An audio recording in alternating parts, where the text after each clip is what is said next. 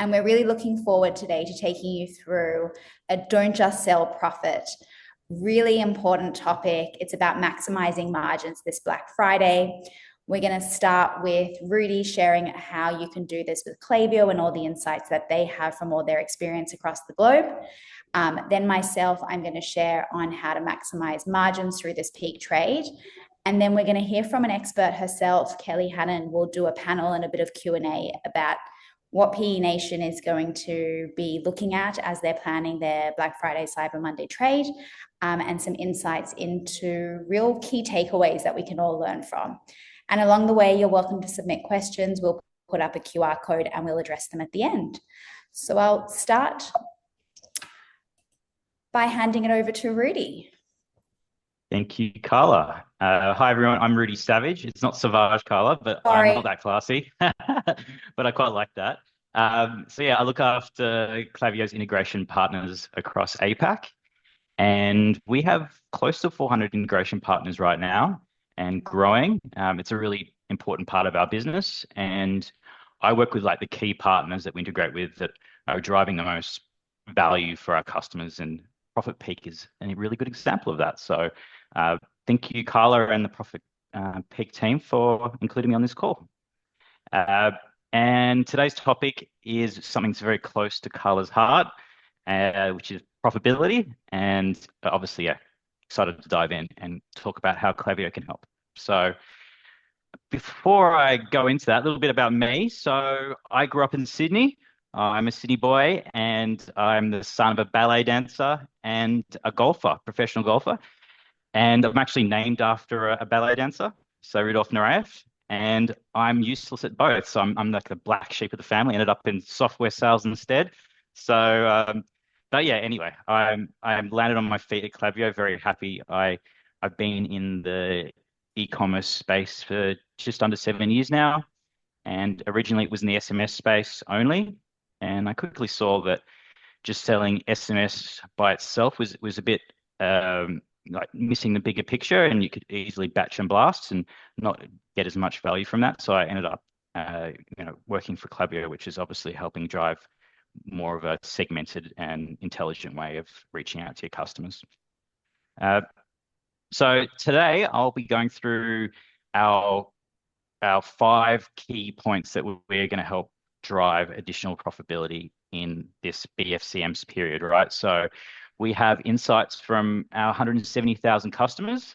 So today's sessions really is just about some easy, practical, easy to execute tactics to help drive some profitability during this period. So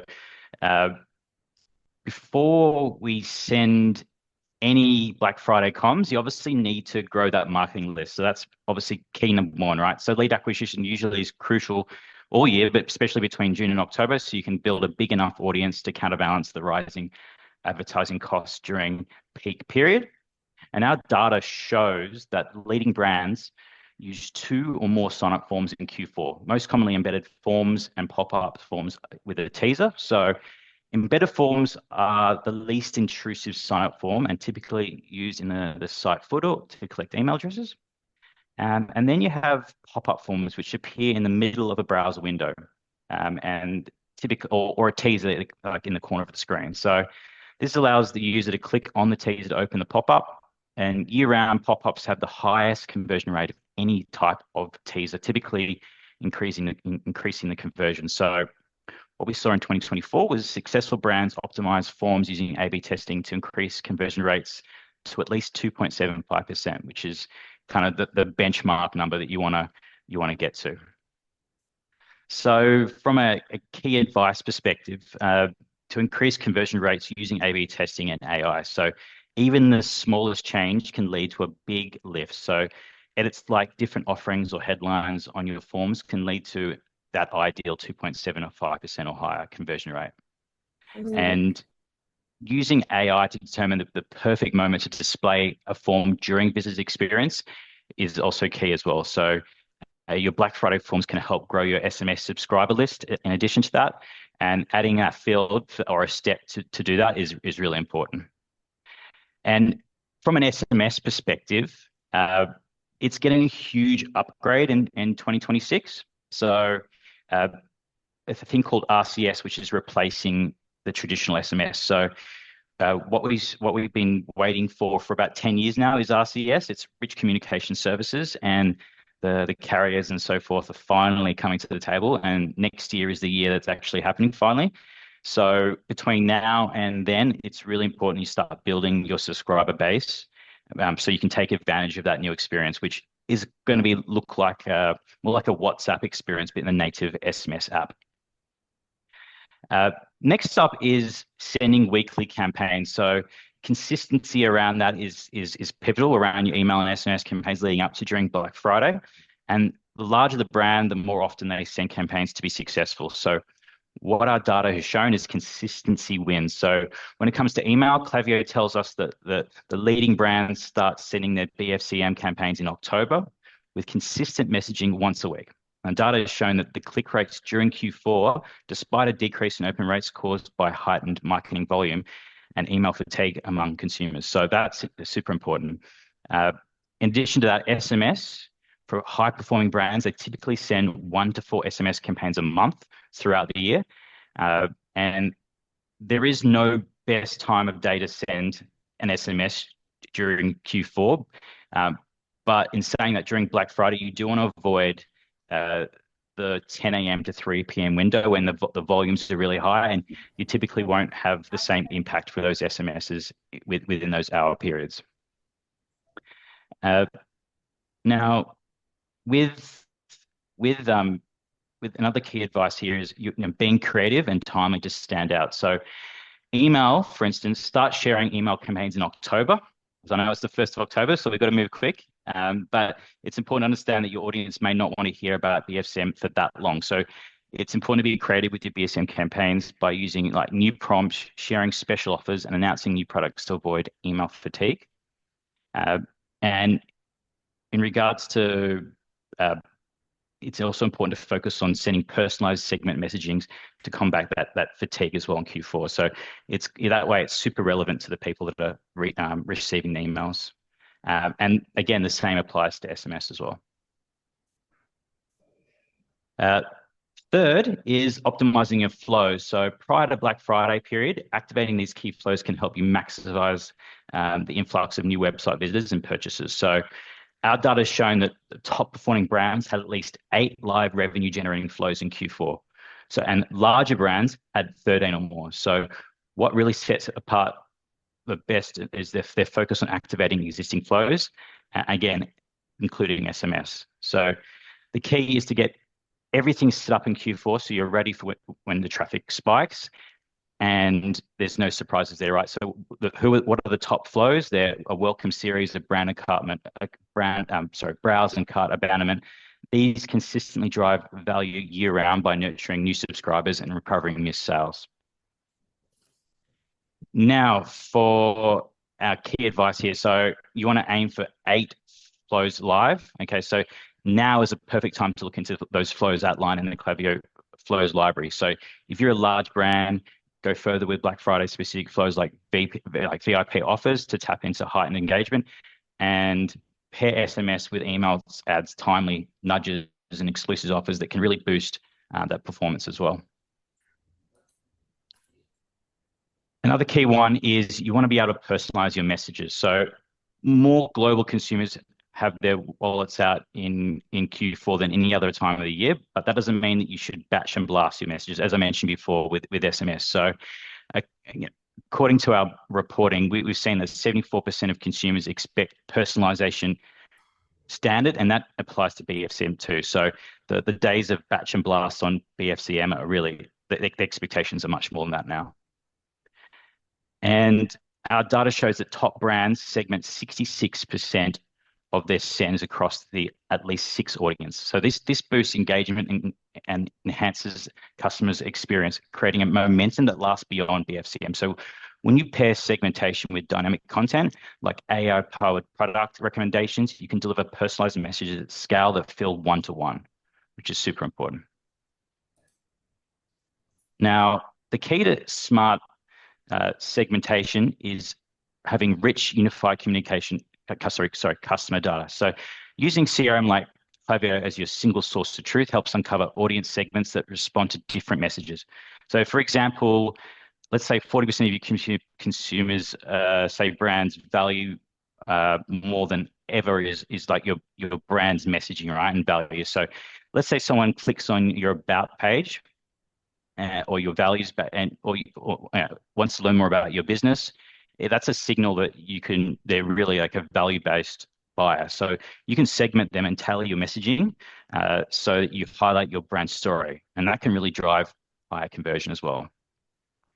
Now, finally, we want to talk about, you want to show value when it really matters most. So to continue capturing and share, to continue capturing wallet share and amid like financial pressures, you need to have marketing strategies that demonstrate value and build trust with your consumers. So our research shows that product quality and price are equally important for first-time buyers. So reviews, pricing, clear product descriptions carry like the same amount of weight. So high-value customers, like those spending 100 or more, are more likely to notice and expect those personalized offers. So don't overlook like organic social, because nearly 30% of your consumers discover new brands there. So make it a key acquisition channel. And finally, the last bit of key advice is like, don't cut your tech stack. So you want to consolidate. So instead of cutting tools, consolidate your tech stack to like a Klaviyo, and it lowers costs and boosts impact. So you can have better segmentation and you can execute much faster with a single platform. We've also seen examples like Daily Harvest, which is a good customer of ours. So they cut their tech costs by 18% and by saving like 50 dev hours a month by consolidating. So a huge cost saving for them. Then you have your targeted, you target you precisely with first party data. So for instance, personalized offers with your own data to retain your customers. So a customer we have here is Roughwear. They're like, for the dog lovers out there, they might know them. They cut their discounts by 10% year on year, while they've been able to continue to grow their revenue by 9%. So they've done this by focusing offers that really matter, right? So, and then lastly, you want to leverage AI for efficiency and not replacement. So AI isn't replacing your team, it's amplifying it. So a good example is Harney and Sons, customer from the US. They use Klaviyo AI to find retention gaps and saw a 21% higher average order value from re-engagement flows. So they're the key tactics that we've seen that work the most for our customers. But everything I've said here is going to be actionable a lot quicker now with some of the new developments we've had with AI, and yeah, keen to touch on that later. So thank you guys. Awesome. Thanks, Rudi. I love how that was backed by data as a data head over here. It's great to see the practical implications of some of these changes that they can make to your business. If anyone has any questions, here is the QR code to submit them. We will take them as part of the panel after my segment. I'm going to talk to you all about how to profit in peak. A little bit about me, if we haven't met before. I know I've probably met a lot of you at events, but I'm a mum. I'm a wife as well, and a co-founder, and a second time around. I've successfully exited multiple e-commerce brands with my husband as well, still married, haven't killed each other yet, with 2 children and a fur baby. My forte is actually managing inventory. So we used to have 25,000 active SKUs in our own warehouse. We had a team of 90 in our e-commerce businesses, and that was from all the way from back of house to front of house. So we never outsourced anything. We managed everything internally, which was definitely a journey. But a little bit about what we do now. ProfitPeak was born inside my old e-commerce business, and we are the only profit optimization platform on the market.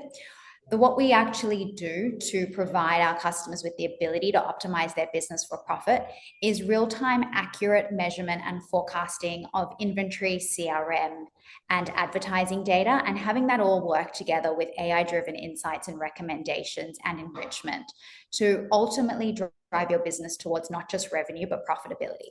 And I'll talk a little bit about why that's so important. On the agenda, ProfitPeak's all about clearing the fog. And when I do talks like this, I hope to clear some of the fog for you all. I'm going to share a little bit about what are the different profit levels in a retail business. There's so many more conversations happening now about profit versus ROAS. And sometimes just actually understanding and defining profit is where we fall short. A little bit about chasing revenue at all costs and how that can kill profitability. A little bit around optimizing ad spend for profit and how you can do that rather than straight up revenue, and why that's so important when you are obviously discounting. And then getting repeat ready. We heard already from Rudi on the Klaviyo side about how to drive revenue, but it's also a great source of driving retention as well. So to start, let's talk about profit. Profit is the real ROI in any business. If you talk to any of your founders or any of your boards, the number one way as a marketer to be taken more seriously in those conversations is to start having discussions around profitability, not just revenue. And when you look at any retail business, there's 3 levels of profit that happen below the revenue line. The first is gross profit. That's where you take revenue and you minus the cost of goods sold. Then you have contribution profit, and that's once you take the gross profit number you just calculated and you remove the advertising costs in the business, and then any of the other variable costs. So variable costs are defined as any expenses in a business that vary with that revenue line. So it's things like what you pay to ship goods to your customers, that changes depending on how much revenue you have. Similarly, advertising, merchant fees, expenses like that. Then you have your net profit. That's ultimately what the business owners take away from that year of trade and all that stress running that business is the net profit. And that net profit is calculated by minusing all the fixed expenses in the business. And the fixed expenses are defined as those expenses that don't change with revenue. So it's things like your full-time employee costs, your retail leases, your warehousing expenses, potentially business insurance and travel.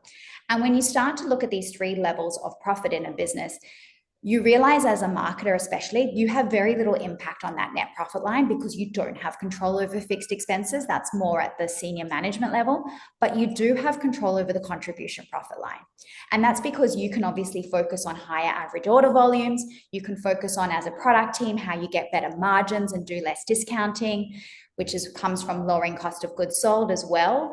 And you can also, of course, focus on that golden moment where you're able to actually lower CAC, lower customer acquisition cost in the business. So that always leads me to asking the audience a question. I know we haven't set up a voting system, but I would ask you all to think about what your answer is virtually for me as to whether you would rather, or the business you work in talks more about achieving a 10% decline in customer acquisition cost or a 10% increase in average order value. So either in the A camp or the B camp, or even potentially the business that you work with is in either one of these camps.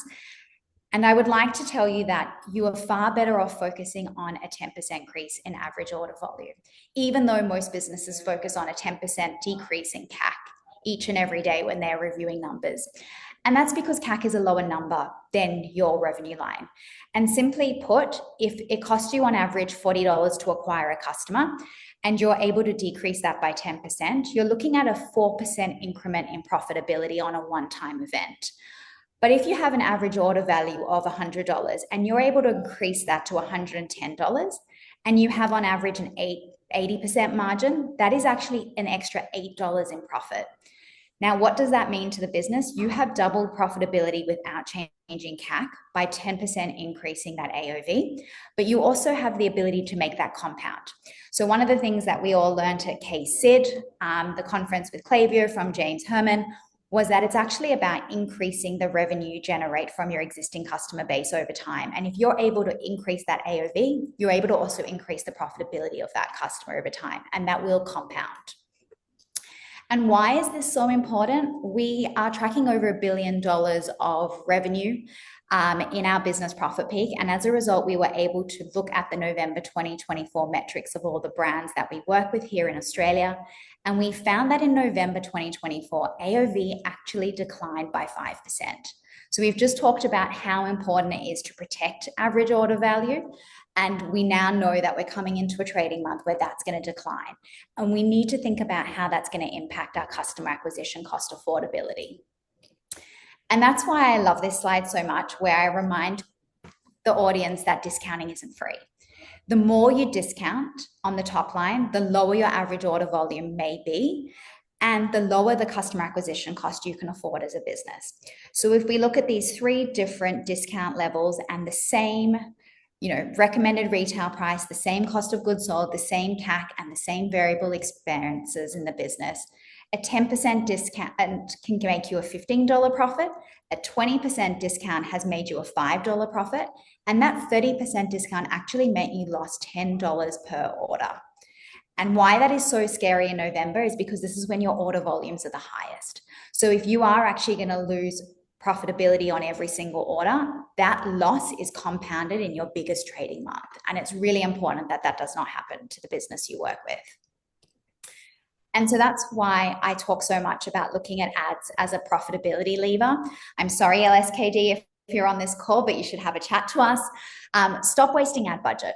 It's really that simple. When a customer lands on your website after clicking on an ad and the product is only available in a single size, you have literally wasted ad spend, especially if it's in November and a customer is rushing to achieve, their shopping, and they're rushing to get the discount codes loaded and they know time is running out.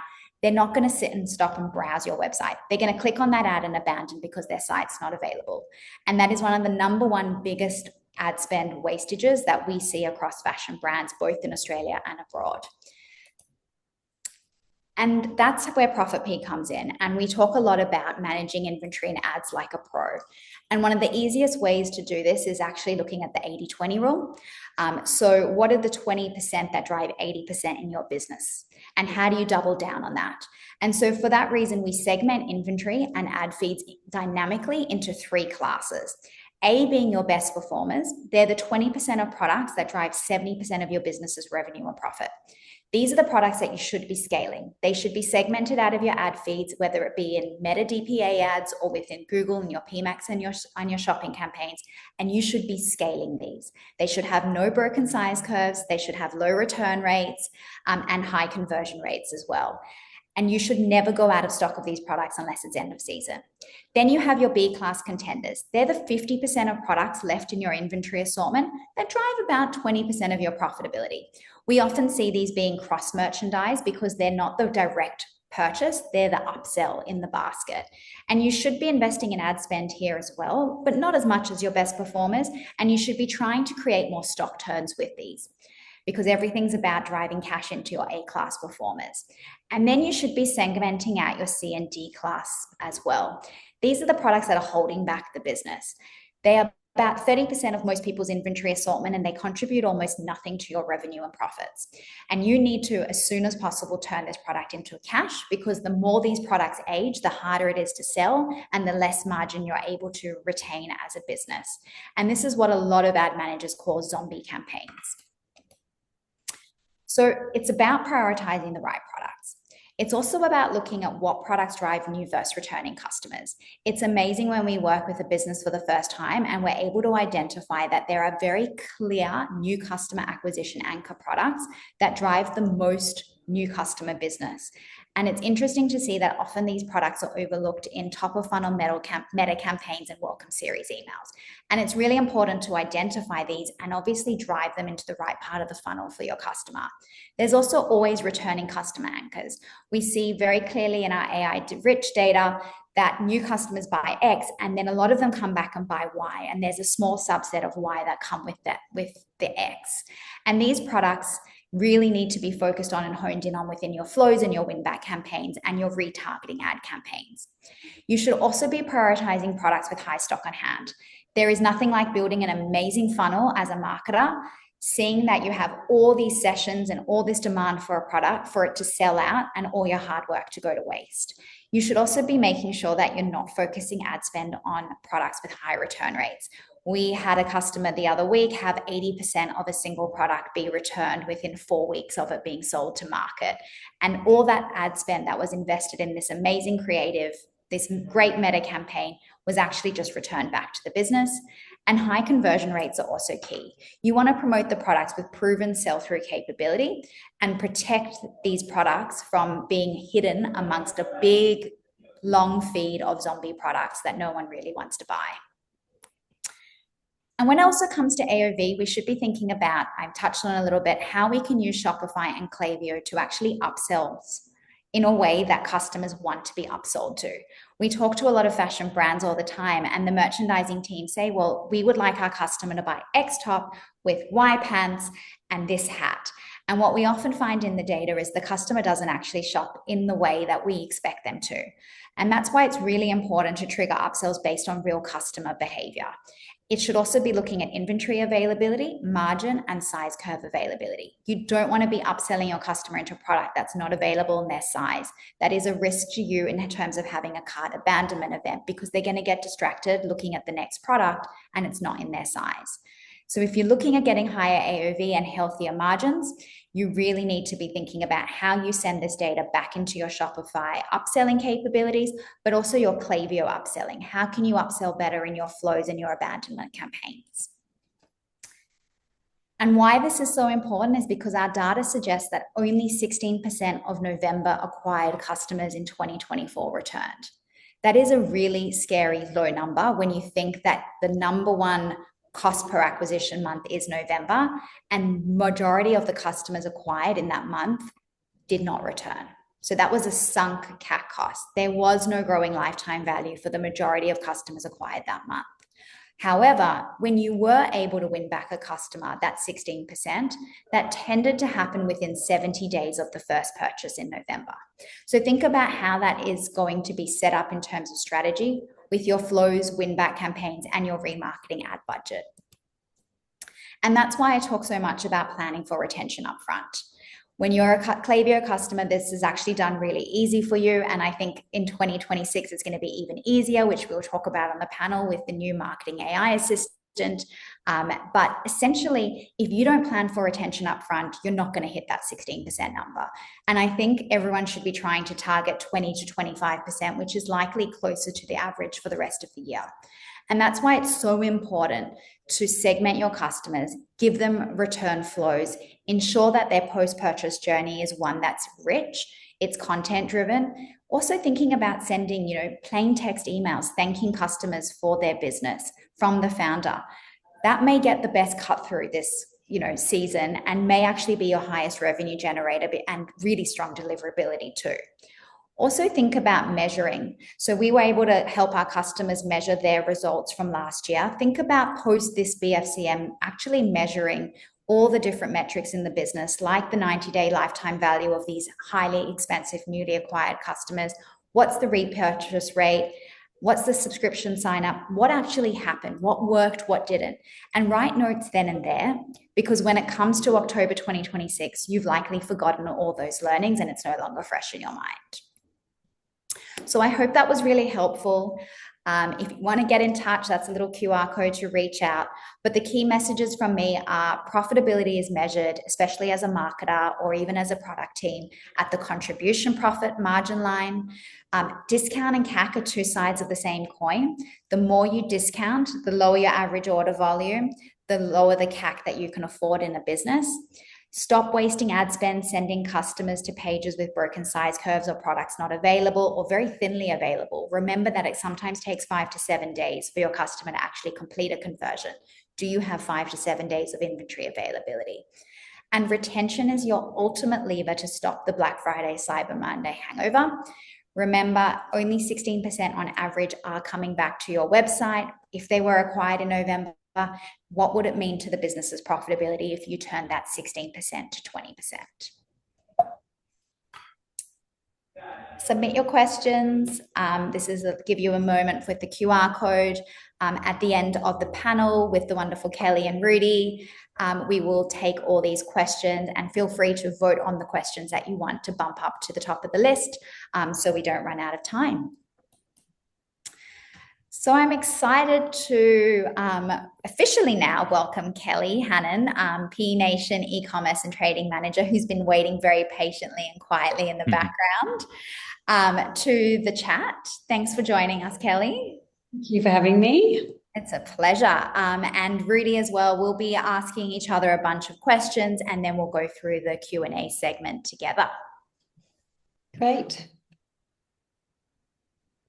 Rudi? I'll kick off. Yeah. So I was keen to understand, like, how can brands move from a focus on high volume, low margin sales to a profitable strategy by using data to apply like measured incentives instead of like a blanket discount? Yeah, that's a great question. I think when it comes to discounting on your best sellers or your most profitable products, it's really easy to go out with a site-wide sale. But I do think brands should consider how they hold back sometimes certain products from a site-wide sale. If you're going into November and black tights, for example, are your best-selling product and you only have 5 days left of stock and you know that you sell them really well in December, you may actually want to consider holding back that black tie stock to keep it at a full price margin in the future for trade in December. So I think people should really consider stock availability and what their best sellers are and weeks of cover when it comes to blanket site-wide discounting. Kelly, I wanted to ask you, everyone feels the pressure to discount. No one can ignore discounting during Black Friday, Cyber Monday. But I also know that for the P Nation business, margin protection is key. So how do you think about balancing both attractive offers for your customers, hitting that top line revenue number that you're trying to achieve in November, but also maintaining healthy profitability? Good question. So from a product point of view, as you mentioned, we very rarely blanket discount. Ours is mostly a tiered to protect the margin on the best sellers. And we also have wholesale partners too that we like to protect with newer product. For product as well, we engineer from good selling product franchises. We've engineered like high volume, high margin products to offset that deeper discounting in November as well. That's a big part of our strategy. In terms of paid media, so I come from a merchandise planning background. So using that skill set though to forecast some different e-com scenarios. So we've reviewed the last 3 years of daily spend just to track where we kind of overachieved, underachieved, and we've got the learnings from that. We really focus on profit now. We rarely look at ROAS. That's definitely changed the way we operate. Reiterating what you have said, we've looked at our average order values, how much they decline in this time, and just making sure we really know where our break-even points are. And then we'll continue to have daily monitoring of profit contribution, which is something that is new to us, but it's fantastic visibility to have in the platform. And also something new we're doing, we separate our returning and our first-time customers in that MER to make sure we're spending on the right customers, not just the people that probably would have purchased anyway. Yeah, such a great point. I had a conversation yesterday with someone at another fashion brand in a different segment, and she was saying one of her favorite achievements was actually realizing that the majority of ad spend was going to those bottom of funnel customers that had already shopped with them anyway, and redirecting spend up into more top of funnel campaigns, actually attracting new customers as being a highlight of her career and also her time using ProfitPeak. So I agree fully there. And I love that you come from a merchandise planning background, because you naturally understand margins. And when I'm working with so many different trading managers and digital managers and performance marketers, I always know when they come from that background because they talk about margins first. And I think it's something really cool. P Nation are lucky. You've got a wide product mix for sure at P Nation, and it moves across a number of different categories. How do you decide which products to lead with? And do you consider different channels? Like, what do I want to lead with on Meta and Google? Or what do I want to lead with within a Klaviyo campaign? And how does that reflect, things like margin, customer trends, customer demand as well? Yeah, so we definitely think like that now. So we review consistently what products are selling to our new customers versus our returning customers. To be honest, it's not actually that different, but we just want to make sure we're capturing what that first purchase is and the subsequent purchases as well. So we look at that holistically through Shopify sales, but then with ProfitPeak, we can actually see what meta creatives are driving what product, which is really helpful as well. So that's something that's new to us, really helpful for future planning. And this is kind of to reiterate what you also said, Carla. So we're dynamic product tagging in ProfitPeak. So we are grading and tagging our ABC and zombie products on profit contribution. And then we're using that for our Google feeds at the moment. It also actually does guide our creative decisions as well on those kind of A campaign products. And as you said, we've just recently implemented to tag the products with lower size curves so that we're not wasting spend on those. Yeah, awesome. I can't wait to be a little further along in our journey together and be able to measure and say, hey, the uplift was. We'll get there. But it's really exciting, and I'm so glad you've been open to implementing a new strategy. And I know it does take a shift internally. Agreed. So just on, Carla, this is one for you. Like, just wondering, how can businesses use accurate attribution and data to optimize their ad spend, especially around Google and even Klaviyo, ensuring that like they're using the right channels and spending the right money to be competitive during BFCM? Like, what's the strategies there? Yeah, that's a great question. For me, attribution is there to help brands understand customer journey. Because customer journey is no single touch point, and no one really understands all the touch points within that customer journey. Whoever discovers the answer is going to be the next Mark Zuckerberg or a billionaire. But attribution does give us a lot of signals about the customer journey. It also gives us a lot of signals around channel overlap. So how many of those customers that are finding you through a TikTok or a meta campaign at the top of funnel are then overlapping with your Klaviyo campaigns and flows once they've signed up on your website, but also how they're overlapping with your bottom of funnel Google ad campaigns. So it really helps you to understand how those different channels work together to impact that customer journey. But it also helps you to understand your true new customer acquisition cost. The real challenge a lot of brands have is when you're looking at in-platform data, that revenue across all those channels, if you add them up, is very different to what's actually in Shopify. And that's the same with CAC. If you look at CAC on an in-platform basis, you really don't know what it really cost you on a total basis to acquire that new customer. So one of the things we use attribution for is actually understanding how many touch points were in that customer journey across what channels and what that total blended customer acquisition cost is. And that really helps brands like PE Nation and the other ones we work with to say, hey, this is now a discount we can afford. This is now a blended customer acquisition cost we can afford. And we know comfortably and confidently, cleared the fog, this is how we can trade in November and know that we're going to be profitable. Kellie, for PE Nation, what's the core priority for you heading into November trade? Like, what are you really focusing on? Is it about new customers? Is it about rewarding your loyal customers? Where is it at for you in terms of like customer funneling and channels? Yeah, for sure. So heading into November, we're definitely wanting to already warm the funnel. So we've got lead gen and engagement activities just so we don't start Black Friday cold. So our pre-Black Friday funnel building is we've shifted spend obviously to acquisition. So it's high weighted. So you see in the market there are lead gens and competitions everywhere now to kind of get the customer in. And that was really a tricky one to have something that's on brand because people are giving away cars and it's like obviously worth $100,000 and you're like, okay, it's good, but it's actually probably not something that we would do. So we do have an LA giveaway, which is pretty cool, valued at $15,000. We've done headphones and iPhones, really trying to just something that's relevant to our specific customer. And while some of those customers are really just there for the competition, we've had a really good success rate of converting those customers of 15% before the competition is over. So we're quite happy with that benchmark and going with that moving forward. Touching kind of on what Rudi said, we've got traditional on-site pop-up still, embedded and pop-up. We're using creators to spread the word to, and kind of tying back to that orchestrated collection that I spoke about at the start, and we use paid social to drive the awareness there as well. Yeah, it's so interesting how the giveaways have become such a big part of November lead gen or October lead gen. And I was on a panel recently at the Meta office in Sydney with Emily from Bellini, and she was saying last year they did a car giveaway and it was one of their most successful events for lead gen as well. And I think from memory, the numbers were quite similar to what you were experiencing on the back end. Really interesting. I saw LSKD's doing a big one as well this year. Yeah.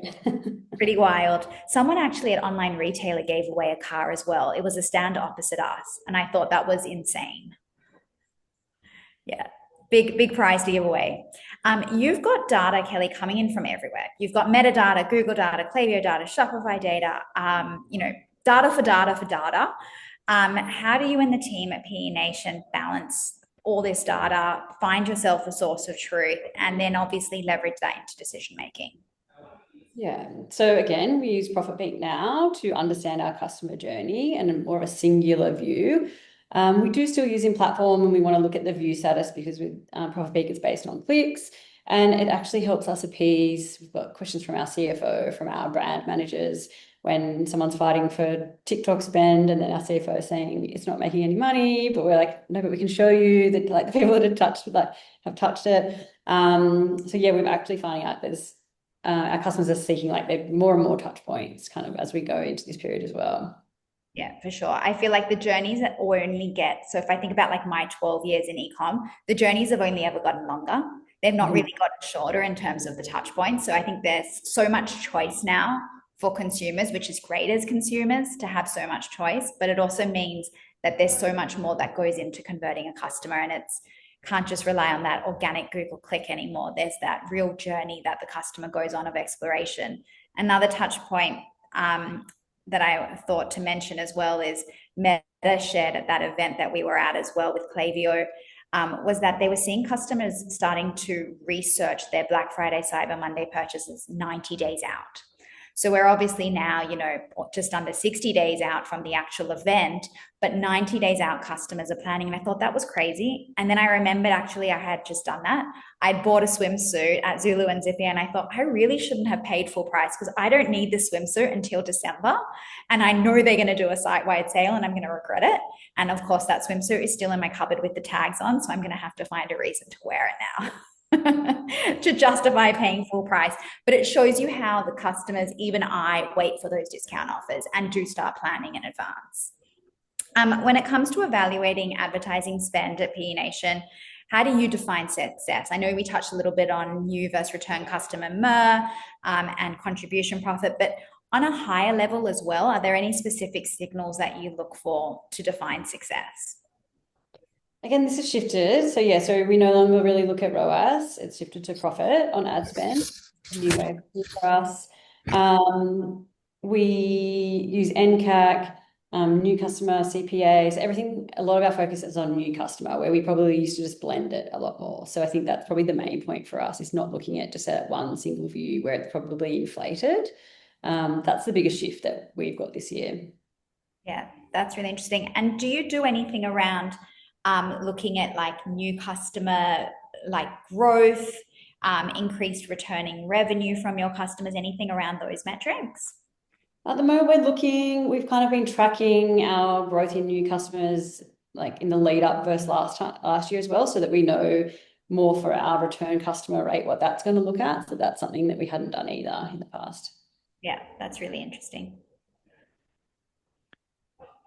I've got a question for both of you, Carla and Kelly. At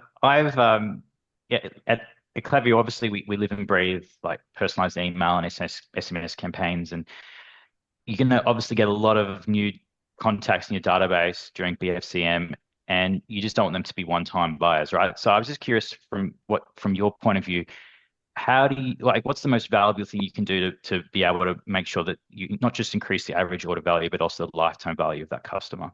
Maybe start with you, Carla. Yeah, one of the best performing campaigns I saw last year from our customer data, which I touched on before, was that plain text email from the founder wishing a happy holidays to all their customers, sharing the founder's story a little bit and photos of the founder celebrating with her own family. And it was a really simple thank you, plain text email with no products featured. And it was an extremely highly converting email campaign. And it was really about getting that customer to shop again. I also think you don't necessarily have to wait that full 70 days to get the customer to come back. One of the things that Muscle Nation shared with me on another Klaviyo panel, we're doing a lot together, was that they're actually able to get the customer back numerous times within that November. So even if they acquire the customer for the first time at the start of November, they're changing up their offers and potentially successfully trying to use SMS as well to actually get that customer to shop 2, 3, or 4 times during the month. And the way they do that is by changing the offer, but also by having new product drops or new influencer partnerships dropping in to try and really encourage the customer back to spend more. So they obviously have a lot of great success with that. But I also think that's a very unique position to be in. A lot of the data we see is that that customer really struggles to come back. But it's also, I think, important to note that they don't necessarily have less of a customer lifetime value, because sometimes that extra discounting makes them spend more in one purchase as well. So you kind of have to balance the coin and really look at your own data to make decisions on what works, what doesn't, because there's no real blanket rule. Anything you want to add there, Kelly, on the personalization front and your email and SMS thoughts? Sure. So for us, we've put a big focus into our automations through Klaviyo. So we were really too reliant on campaigns. So we've noticed that. So we've recently overhauled our entire automation. So I think Rudi gave some benchmarks. We have 17 flows live, and we have about 60 of those like actual individual emails. So we've introduced some new ones, which is exciting because we don't have a loyalty program. So just birthday, we've got anniversary, we've got SMS in those as well. We've been doing lots of testing on our SMS times, and we found that 6 p.m. is a really good converting time for us, whether that's people coming home from work, ready to spend, and 11 in the morning as well, pre-lunch break, whatever everyone's doing. So that's probably one of the biggest focuses as well. We are A/B testing with product feeds, which now we have ability to tag things with ProfitPeak. So we're doing, the generic terms you may also like, but just based on the particular customer journey from the Black Friday purchase as well. And the other thing we're doing is personalizing those flows. So we used to just have one per flow, but we've broken them out now into first-time customer, one-time customer, and loyal customer. So they've all got different language, they've got different product recommendations, some have reviews depending on if they need that social proof. So again, hoping next time we meet, maybe we've got some great statistics to tell, but that was the plan behind all of that. Yeah, that would have been a massive project. Did you handle that internally, or did you work with an agency partner? We have done all of the above. So I did all the briefings. We've had a copywriter write all of that. We've had our agency include up, help with the segmentation strategy and customer journey. We had in-house and external design done. So it's been a really big project, but I think we know that the revenue will come from that. So it's worth the investment. Yeah, I love that. And I love when I hear a customer really embraces the tech and tries to get full utilization out of it. Otherwise, you have this gap between what the tech can do and what the brand needs it to do. And you guys have obviously been really great at bridging that gap. Thank you. 17, Kelly, I'm impressed. Well done. I'm impressed too. I'm surprised no one on the team told me that there were 17 flows that they had to touch on and complain about it. Well, not from your end. There's only a couple from your end that we duplicate, but yeah. A lot. It is. I'm changing that slide to 17 now. That's the benchmark. Oh, that's amazing. So Kelly, the sale period brings a wave of new customers for you guys. I think you guys, though, do have a very strong returning customer audience as well. But how are you planning? Again, I think we touched on it a little bit, but from those flow segments and your email and SMS, any specific changes you're thinking that you're going to make specifically for November to actually get them to come back? Yeah, so a few we may tailor some timings even potentially. We may even segment them out if their first purchase was in that period. So I'm now monitoring the customer cohort analysis so I can see month to month what's happening there and whether we need to introduce something once we recognize a drop-off. We'll probably plan some kind of post-purchase as well, I think, in particular, maybe on the highest volume purchase, whether it's care instructions or style it with to re-engage them with that, I'd say. That's a great idea. We used to do that in our Klaviyo win-back campaigns. We used to sell knife blocks. So we would always, 30 days later, go, they'd probably blunt their knives. This is the right chopping board and this is the right knife sharpener now for your specific knife block. That was something we used to do. Rudi, I noticed that Klaviyo at K-Boss, which I wish I was there next year, made some announcements around the new marketing agent. I think this is something really exciting for a lot of brands. Is there anything that you can share with us for the AU market that are probably the majority in NZ on this call right now? Yeah, it's hot off the press. This was announced on Friday, so I don't have any slides or material data to back up any claims or anything like that, but it is an exciting time because pretty much everything I went through and some of the stuff that Kelly ran through, like big projects with this AI agent, which is called Klaviyo AI. So good name. It's going to bring down the time spent to generate and launch campaigns and copywriting, design, everything and Klaviyo is quick to use as well, right? We're intuitive platform, but this is going to take it to a new level. So instead of spending hours, you're spending minutes. So you can see obviously lower costs from like found efficiencies, which will be huge. And then you've obviously got the revenue generating opportunities as well, right? So you'll be able to go to market faster, deploy campaigns really, within minutes rather than hours. And talking around like A/B testing, which you talked about again, Kelly, as well. Like that's something that you'd be able to automate, right? It's always on optimization. So it's early days. There's going to be lots of content coming out from us over the next weeks and months about this. And it's not just a marketing agent as well; it's customer service agent as well. So we're going all in AI, and yeah, lots to come. So if you want to learn more, which I think you should if you're a Klaviyo customer or even just thinking about Klaviyo, reach out to your account manager because this is a game changer. Get them to run you through your opportunities there. And if you don't have an account manager, reach out to me on LinkedIn, shoot me a message. I'll make sure someone looks after you because this will allow you guys to get up to the Kelly level where you've got 17 flows and stuff like that. So yeah, watch this space, reach out if you need help, whether it's your CSM or again, reach out to me. Yeah, I think it's going to be really exciting. And I think when I think about AI and automation and agents, I don't think it takes away from anyone's role or the place of, a CRM manager or an agency partner. It actually just makes them more efficient so that they are able to be more strategic and drill into things like numbers and opportunities and moving the needle in a different way rather than doing a lot of the hack work and the basic coding that goes into setting up all these things. Yes, don't believe the hype around your brain's going to go to goo because AI is doing everything, right? You're just going to be doing different things. So yeah, exciting opportunities, I think, for all Klaviyo customers. Yeah, I agree. It's really exciting. Are there any questions in the Slido for us?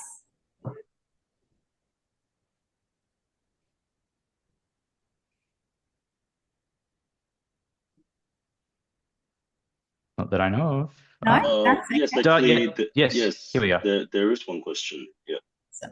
Someone was brave enough to ask. Who was that person? It doesn't say. It's anonymous.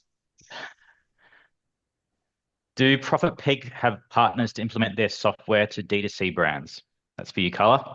Yes, that's for me. That's a great question. One of the beautiful things about ProfitPeak is you can leverage the tech with or without a partner. So there is no partner needed for implementation. It's a standard Shopify app install. We're also a Klaviyo approved partner, so it is super easy to integrate. It's simply a standard Shopify install in about 20 minutes and some API keys and author keys into your entire marketing and CRM tech stack. And then everything happens live for you. As part of our enablement, we give all our customers a CSM similar to Klaviyo. That CSM there is there to guide you in the first 14 to 30 days on the platform. We typically do 2 enablement sessions, and we encourage everyone to bring in their agency partners as well if they're working with anyone externally. And then you can tap into our open office hours anytime in the month for 30 minutes as part of the standard enablement we provide. So hopefully that answers the question. But if anyone has ideas on how we can work better with partners and implementation enablement, I'm always open and welcome. My LinkedIn is very active. Hit me up. Carla, we have another question come in. How can ProfitPeak help me determine my free shipping thresholds, balancing GP, CAQ, cart abandonment, and outbound shipping costs? It's a lot to stomach there, but yeah. No, you get all that? Those are all great. I said great and I meant great questions. Those are great questions, and that's definitely something to play with. So it's something I used to play with in my own business. What you would do is really set up similar to anything, a test. So potentially saying, okay, for this 2-week period, we're going to change our free shipping threshold, and then we're going to review all the data. You would be able to review all that data using Sherpa AI, which is our AI agent, and you would be able to say within this date range compared to the prior date range, what happened to conversion rate, sessions, average order value, gross profit, Maybe even contribution profit would be an interesting one, because if it had impacted conversion rates, potentially CAC had gone up as a result. So the agent would be able to run across your test data and give you all the recommendations. I have one thing you can add to that we've recently learned is to, when we were evaluating, we've just implemented free shipping thresholds as well. We used to have free shipping worldwide, which now we don't, but is to look at the data via first time and return customer, because that was quite interesting, the differences there, just as a little add-in. Great idea. A really good idea as well is, yeah. And I think one of the other things which I can probably share a little bit of, going back to what I learned at KSID, and I know Kelly touched on not having a loyalty program. Sorry to my loyalty program partners, but the data that Klaviyo put out alongside James from Tracksuit was actually that a loyalty program isn't what ultimately drives loyalty from a customer. What actually drives loyalty a lot of the time is customer experience. And so really thinking about this November, making sure that your customers have the best experience as a first-time shopper. And that means not letting them down with, warehouse dispatch delays, not letting them down with poor customer experience or returns experiences. That actually impacts how a customer views your brand far more than whether they got loyalty points or not for the transaction, as to whether they're going to trust your brand again. And I think that also comes back to product quality. So I've talked quite a bit this year on LinkedIn about like the dinosaur brands and the challenger brands. And so many of those challenger brands are our customers and Klaviyo's here locally, and they're thriving. Yet some of the dinosaur brands are putting out board reports saying that they're really struggling. And I think the gap there is definitely around customer experience, but also product quality. If you're not giving your customers the good experience, the right experience, and the right product at the right price, and meeting and exceeding, to be honest, customers expect to have their expectations exceeded in 2025 and beyond, you really do feel like you are struggling and hurting in this market, because customers have choice and challenger brands do have easy routes, expensive, but easy routes to market through Meta, TikTok, and the like. Awesome. I think we can wrap it up there. If there's no more questions, I'll give it a minute. We do have one more question from Jamie from the Mumsy. Do you feel the consumer intent has lowered due to everyone following a similar promo cadence? Consumers are predicting we will all do the same thing. What are you guys' thoughts on that? I have a lot of thoughts on that. Great question, Jamie. I have a lot of thoughts on that, because I think the rise of coaching groups in the Australian market has been fantastic. It's great to see people are given another choice outside of, say, an agency partner or an in-house headcount, which they may not be able to afford. But I do think blanket recommendations don't work. I believe how you stand out in 2025 and beyond is from a brand perspective, especially if we look at, from a P Nation example, black tights. Like if you type black tights into Google, you will see 15 different brands with all very similar tights, black tights available for sale. Now there's definite differences in fit and style and fabric, but you can't see that from a Google ad. But what you can see is the P Nation brand standing out. And that's a brand that everyone knows and trusts in market, so that's more likely to be clicked. So I think if you're following the same cadence as everyone else, you're losing your brand appeal and you're blending in with all the other brands, and you don't really have a way to stand out. And I think that could also be really scary with instant checkout that's just been announced yesterday coming from OpenAI, and Shopify is going to become part of that. If you don't have brand appeal, what are you when a customer just asks for the best tights? Is the best tights going to be your brand, or is it going to be best being cheapest, or the best being most expensive? Any thoughts there, Kelly, you'd add? We've noticed a change in customer sentiment, to be honest, in our last sales. So we're just making sure we take those learnings into Black Friday as well. So just in terms of our phasing and things like that. So yeah, like there is a lot more price conscious consumers at the moment too. So just monitoring that and without hurting the margin. But it's been interesting. There's definitely a shift in the last 2 sales that we've had.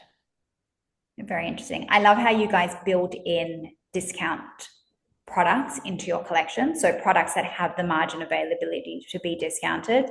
It was something we used to do as well in the kitchenware space. Like we used to drop product, especially for November, that could be heavily discounted. but it obviously had the margin available rather than doing heavy discounts on products that we would sometimes ship out of the warehouse and make $2 on and then go, why did we do all that work for $2? Like, we wouldn't walk around the block to save $2 on that sandwich, but we just made $2 off this order that we packed.